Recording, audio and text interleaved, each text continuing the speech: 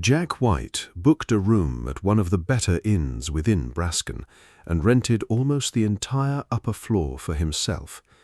The inn itself carried a quiet kind of luxury. Dark wooden walls, warm lantern light, soft carpets beneath polished boots. The faint smell of coffee, bread, and burning fireplace wood drifted through the halls during the early morning hours. The next day, Jack ordered breakfast to be brought upstairs. Several plates covered the table inside the dining area of the upper floor suite. Fresh bread, eggs, meat, fruit, and hot coffee. When the food arrived, Jack calmly looked toward the nearby hallway. "You can come eat," he called out.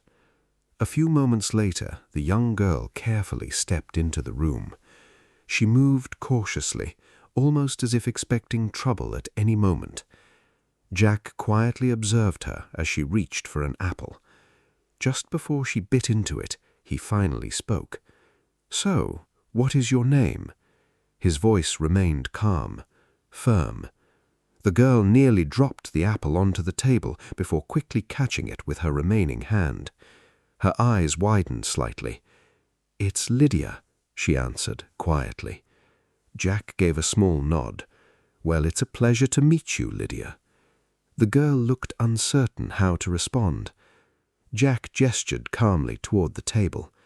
"There's more than enough food here, so eat something." He paused briefly before continuing.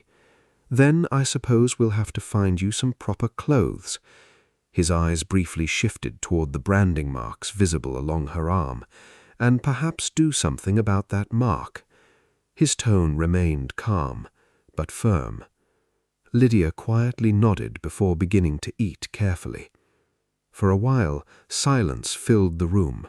Only the soft sounds of utensils and distant rain outside could be heard.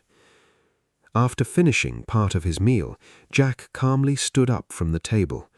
"Well," he said, "go to your room and keep yourself busy for now. There are a few matters I need to attend to, and someone else may also be paying me a visit." Lydia simply nodded. "All right." Then she quietly walked toward one of the nearby rooms and closed the door behind her. Jack returned to the table. Several papers and documents already rested there.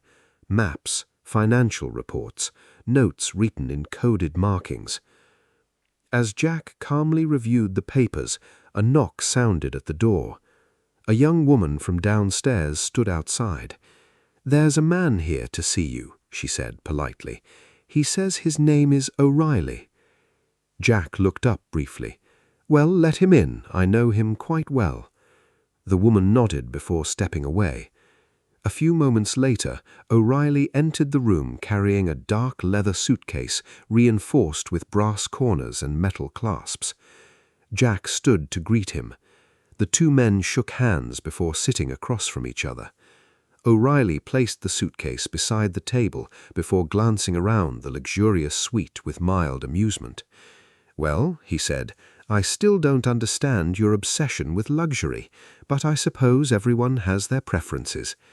Jack gave a faint smile, then calmly asked, "So, how are things on your end? Did you bring in the machinery I asked for?" O'Reilly gave a small nod. "Yes, the machinery has already been smuggled into the city exactly as requested. All of the specifications were followed. And one or two of my men are here as well. I assume that once everything is finished, you'll return them to me." Jack nodded once. "Of course." Then he leaned back slightly in his chair. "Still, it's unfortunate that the prince decided to accelerate the plan. If I had a little more time, things might have gone more smoothly." O'Reilly crossed one leg over the other. "Well, technically we answer both to the prince and to ourselves, and to our own code." He studied Jack quietly for a moment. "But how are things going on your end?" Jack calmly folded his hands together. "Everything is proceeding according to plan. The only complication I currently have is time." O'Reilly gave a faint nod. "I assumed as much. Then I take it you won't require any further assistance from me." Jack shook his head slightly. "No." "Oh, right," O'Reilly added suddenly. "The information." He unlocked the suitcase and opened it across the table. Inside were several organized stacks of papers, maps, coded reports, and sealed envelopes. "The names of the men the prince recruited are in here. So are the locations of the machine parts and the positions of my men throughout the city." His expression became slightly more serious. "All of the information you'll need is inside. Please try not to get them killed." Jack gave a small nod. "I'll do my best." Then Jack looked toward O'Reilly again. "How serious do you think the situation is becoming?" O'Reilly's expression hardened slightly. "It seems the Khadryssar Empire is beginning to make moves. Nothing openly aggressive yet, no declarations of war, but it certainly feels like they're preparing for something." He paused briefly. "Oh, and the prince wishes to speak with you soon." O'Reilly slowly stood up from his chair. "If you don't mind, there are a few matters I still need to attend to elsewhere." Jack stood as well. "Good seeing you again." O'Reilly gave a small nod before walking toward the door. The suitcase remained behind on the table. A few moments later, O'Reilly disappeared down the hallway. Silence returned to the room once more. Then Jack walked towards Lydia's door, and knocked lightly. A moment later, she opened it carefully. Jack looked at her calmly. "Well," he said, "let's go get you some proper clothing." By the time Jack White and Lydia returned to the inn, the rain outside had grown heavier. Water rolled down the windows, while distant thunder echoed somewhere beyond the city. Lydia now wore far cleaner clothing.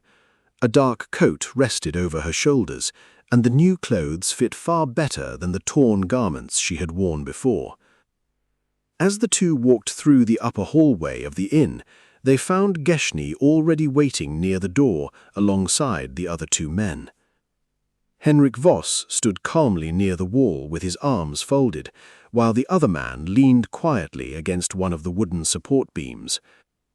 The moment Jack approached, Geshny's eyes immediately shifted toward Lydia, then toward the bags being carried upstairs by one of the inn workers. Geshny raised an eyebrow slightly. "So," she said, "what's the story with the little girl?" Jack calmly glanced toward her. "What about it?" Geshny looked at him for a moment, then toward Lydia. The fear in the young girl's eyes was still obvious despite the cleaner clothes and warmer surroundings. Geshny quietly decided not to press the matter any further. Instead, she simply stepped aside as Jack entered the room. The others followed shortly after. Jack walked toward the table where the suitcase and several papers still rested from earlier discussions. Then he looked toward Henrik Voss. "Well," Jack said calmly, "take a look at these for me. Do you recognize any of these men?" Henrik slowly sat down in one of the nearby chairs before taking the documents into his hands. The room remained quiet while he carefully scanned through the names. Then suddenly, his eyes paused on one of them. "Well," Henrik muttered quietly, "this is a good call." Jack immediately noticed the change in his expression. "Why?" Jack asked calmly. "And who?" Henrik looked up from the paper. "Goran." Jack leaned back slightly, now visibly more interested. Henrik continued, "He's around my age, but let's just say this man is truly exceptional, not only with a sword or a weapon of any kind, but with magic as well." Henrik's expression became more thoughtful as he continued. "And more importantly, he's loyal. From what I've experienced, he does not break his word." Jack folded his hands calmly while considering the name. Then a faint smile crossed his face. "Good," he replied. We need men like that.